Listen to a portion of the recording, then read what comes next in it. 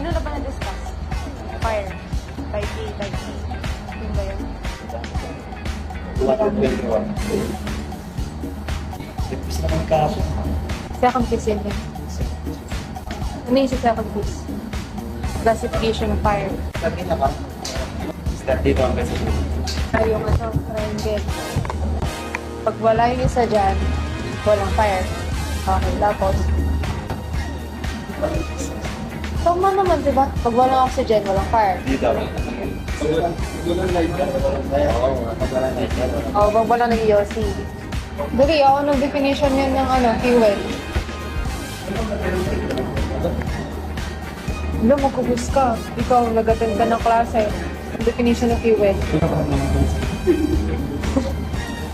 Ano? Oras na. Ngayon ka parang baby. Pwede, ka lang. Ay, nag-grade 1. Ano ba ako magre-review? Wala nga ako.